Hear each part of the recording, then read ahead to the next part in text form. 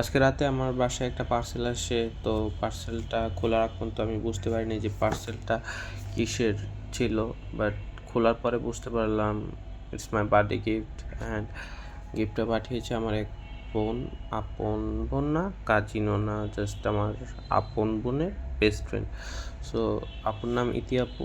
So 3টা বই পাঠিয়েছেন, 3টা বই অনেক সুন্দর, বাট আমি যেটুকু সময় পেয়েছি সম্পূর্ণটা তো পড়তে পারিনি। এই বইটার কিছুটা পড়তে পেরেছি। এই তার থেকে বুঝতে পারলাম এই বইটা ছিল ভিক্টর ফ্রাঙ্কল। এই বইটার মূলত লিখছেন যিনি, তিনি দ্বিতীয় বিশ্বযুদ্ধে হিটলারের কনসেন্ট্রেশন ক্যাম্পে ছিল, ওইখানের অভিজ্ঞতা শেয়ার করেছেন। ওই যেটুকু আমি পড়তে পেরেছি ওইটুকুই বুঝতে পারলাম। তো ওইখানে তিনি বলতে চাইছেন যে মানুষ এক্সট্রিম মানসিক প্রেশারে যখন থাকে তখনও কীভাবে শান্ত থাকে, কীভাবে নিজেদের সম্মান, নিজেদের শরীর বা সব কিছু মেনটেন কীভাবে করে, ওইটাই তিনি এখানে বোঝাইতে চাইছেন।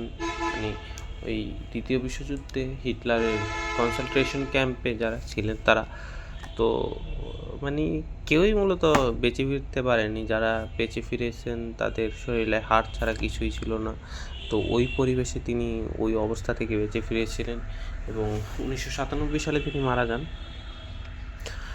আর তার লেখা 32টি বই 26টি ভাষায় অনুবাদ করা হয়েছে দ্বিতীয় বিশ্বযুদ্ধের পরে, ওই সময়টায় আর কি, দ্বিতীয় বিশ্বযুদ্ধের পরের সময়টায়।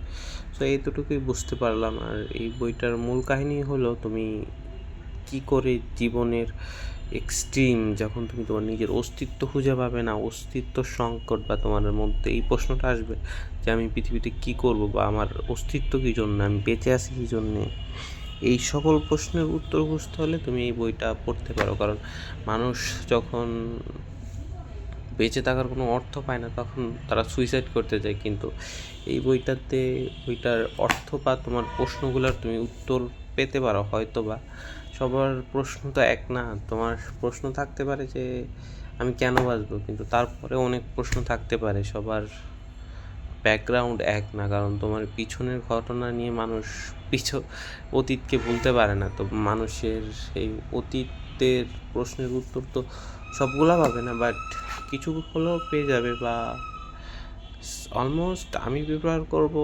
60-70% কোশ্চেনের অ্যান্সার এই বইটাতে পেয়ে যাবে তুমি।